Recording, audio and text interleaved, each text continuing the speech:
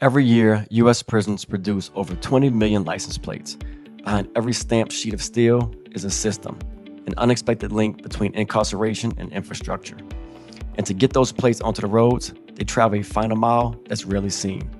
This is living in the last mile.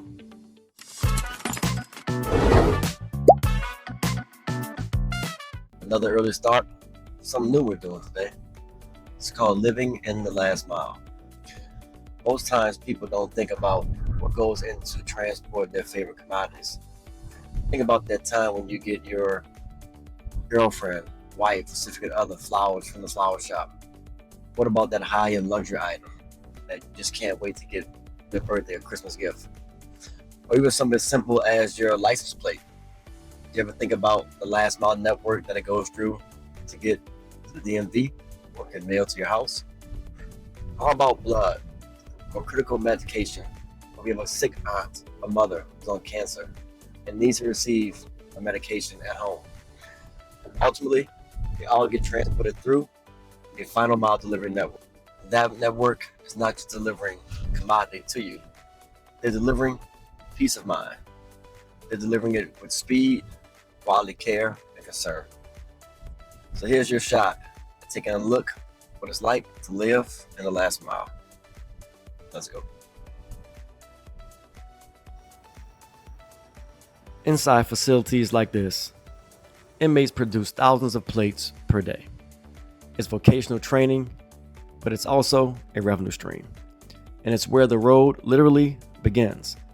Once plates are inspected and counted, they're then crated and cleared for transport into the final mile network. All right, yeah, go ahead. I'll let you know. Push it in there, man. That's good, right there, Mr. Love. Oh yeah. All right.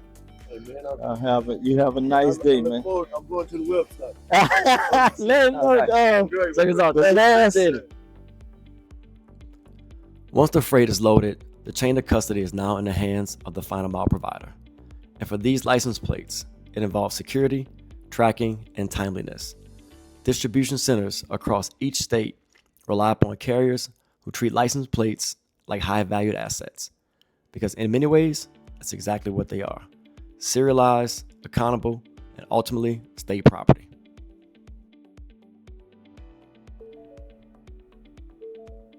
Get here. Just arrive, and now we ready to go. Rock and load. Go in here and get them.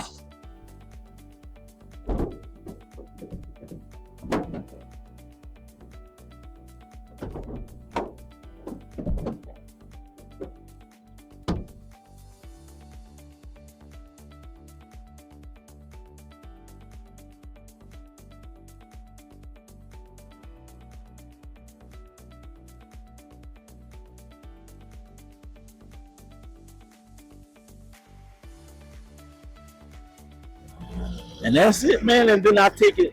This what all I'm supposed to do is let them take it out, and I'm supposed to leave. Right. But I go in there and help them out anyway. Do the extra mile. Yeah, the extra mile, like you say. The extra mile. At the end of this journey is a local processing center. They manage distribution to counties and ensure that every plate is issued a labeled and tracked to your doorstep. Matching the name to the label. Bobby L. Peart. Y'all process all of them in one day? You get through all these in one day? To try to. Couple days. Okay. Got it. It's about a couple of days. So a day turnaround. Yeah. When it comes in, it'll go out tomorrow roughly. Well, tomorrow, I come in today, so I'll go out tomorrow. This is working on Friday. This is Friday. Okay. From inside the gates to on the road, every license plate has its own unique journey. Let's break this cost down. Materials and equipment, 35%. Design, tooling costs, 10%. Inmate labor, 5%.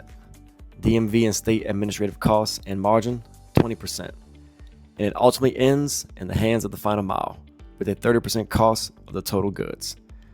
This is living in the last mile, powered by Dropoff.